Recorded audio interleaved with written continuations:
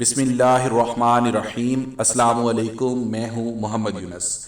یہ ایسا واقعہ ہے جسے میں نے آج تک کتنی بار پڑھا ہے، لیکن جتنی بار بھی پڑھا ہے آنکھوں سے آنسو ضرور جاری ہو گئے۔ برائے مہربانی مکمل واقعہ سنیے گا۔ جب حضرت دحیہ رضی اللہ تعالیٰ عنہ نے اسلام قبول کرنے لگے تو حضرت دحیہ نے کہا، اللہ کے نبی، میں مسلمان تو ہو جاؤں لیکن ایک بات کا ہر وقت ڈر لگا رہتا ہے۔ ایک گناہ میں نے ایسا کیا ہے کہ آپ کا اللہ مجھے کبھی معاف نہیں کرے گا۔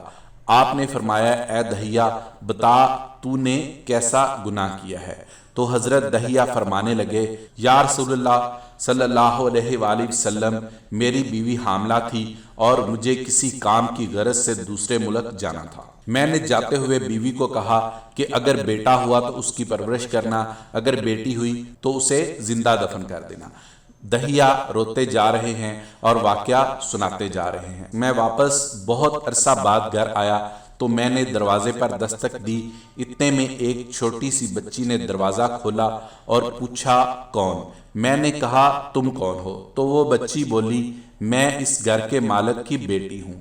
آپ کون ہے؟ دحیہ فرمانے لگے، یا رسول اللہ صلی اللہ علیہ وآلہ وسلم، میرے منہ سے نکل گیا، اگر تم بیٹی ہو اس گھر کے مالک کی تو میں مالک ہوں اس گھر کا۔ یا رسول اللہ صلی اللہ علیہ وآلہ وسلم، میرے منہ سے یہ بات نکلنے کی دیر تھی کہ چھوٹی سی بچی نے میری ٹانگوں سے مجھے پکڑ لیا اور بابا بابا بولنے لگی۔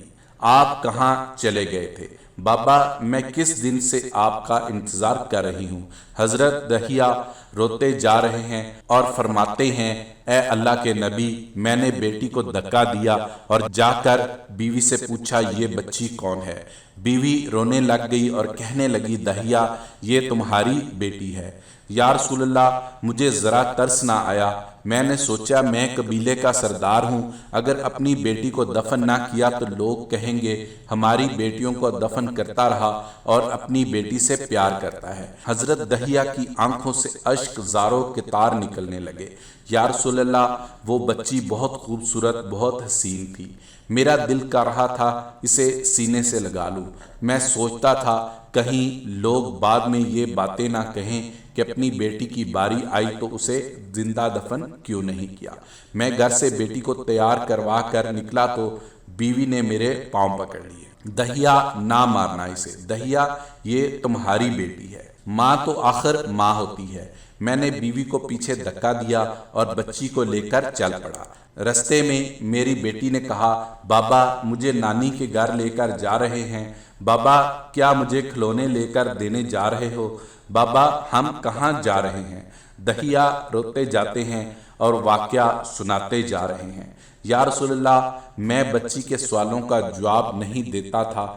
وہ پوچھتی جا رہی ہے، بابا کدھر چلے گئے تھے؟ کبھی میرا منہ چومتی ہے، کبھی بازو گردن کے گرد دے لیتی ہے، لیکن میں کچھ نہیں بولتا۔ ایک مقام پر جا کر میں نے اسے بٹھا دیا اور خود اس کی قبر کھودنے لگ گیا۔ آقا کریم صلی اللہ علیہ وآلہ وسلم دحیہ کی زبان سے واقعہ سنتے جا رہے ہیں اور روتے جا رہے ہیں۔ میری بیٹی نے جب دیکھا کہ میرا باپ دھوپ میں سخت کام کر رہا ہے تو اٹھ کر میرے پاس آئی۔ اپنے گلے میں جو چھوٹا سا دوپٹہ تھا وہ اتار کر میرے چہرے سے ریت صاف کرتے ہوئے کہتی ہے، بابا، دھوپ میں کیوں کام کر رہے ہیں؟ چھاؤں میں آ جائیں۔ بابا، یہ کیوں کھود رہے ہیں اس جگہ؟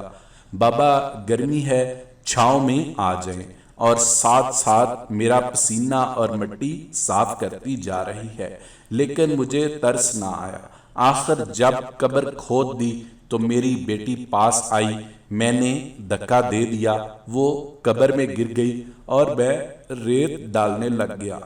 بچی ریت میں سے روتی ہوئی اپنے چھوٹے چھوٹے ہاتھ میرے سامنے جوڑ کر کہنے لگی، بابا، میں نہیں لیتی کھلونے، بابا، میں نہیں جاتی نانی کے گھر، بابا، میری شکل پسند نہیں آئی تو میں کبھی نہیں آتی آپ کے سامنے، بابا، مجھے ایسے نہ ماریں۔ یا رسول اللہ صلی اللہ علیہ وآلہ وسلم، میں ریت ڈالتا گیا، مجھے اس کی باتیں سن کر بھی ترس نہیں آیا۔ حضرت دحیہ رضی اللہ تعالی عنہ واقعہ سناتے ہوئے بے انتہا روئے۔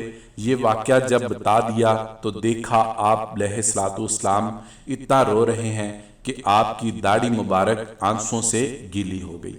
آپ صلی اللہ علیہ وآلہ وسلم نے فرمایا، دہیا ذرا پھر سے اپنی بیٹی کا واقعہ سنا، اس بیٹی کا واقعہ جو مجھ محمد کے انتظار میں دنیا سے چلی گئی۔ آپ نے 3 دفعہ یہ واقعہ سنا اور اتنا روئے کہ آپ کو دیکھ کر صحابہ کرام رضی اللہ تعالیٰ عنہم رونے لگ گئے اور کہنے لگے، اے دہیا کیوں رلاتا ہے ہمارے آقا کو، ہم سے برداشت نہیں ہو رہا۔ آپ نے حضرت دہیا سے 3 بار واقعہ سنا تو حضرت دہیا کی رو رو کر کوئی حالت نہ رہی۔ اتنے میں حضرت جبرائیل علیہ السلام حاضر ہوئے اور فرمایا، یا رسول اللہ صلی اللہ علیہ وآلہ وسلم، اللہ سلام کہتا ہے اور فرماتا ہے کہ اے محبوب صلی اللہ علیہ وآلہ وسلم، دہیا کو کہہ دے وہ اس وقت تھا جب اس نے اللہ اور آپ کو نہیں مانا تھا، اب مجھ کو اور آپ کو اس نے مان لیا ہے، دہیا کا یہ گناہ بھی ہم نے معاف کر دیا ہے۔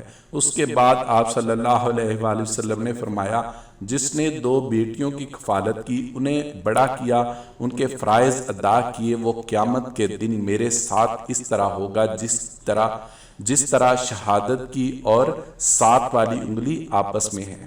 جس نے 2 بیٹیوں کی پرورش کی اس کی یہ اہمیت ہے، تو جس نے 3 یا 4 یا 5 بیٹیوں کی پرورش کی اس کی کیا اہمیت ہوگی۔ بیٹیوں کی پیدائش پر گھبرایا نہ کریں، انہیں والدین پر بڑا مان ہوتا ہے اور یہ بیٹیاں اللہ کی خاص رحمت ہوتی ہیں۔ اگر آپ بھی بیٹیوں سے محبت کرتے ہیں تو صدقہ جاریہ کی نیت سے شیئر کر کے دوسروں تک بھی پہنچائیے گا۔ جزاک اللہ خیر۔ دعا میں یاد رکھے گا۔ اللہ حافظ۔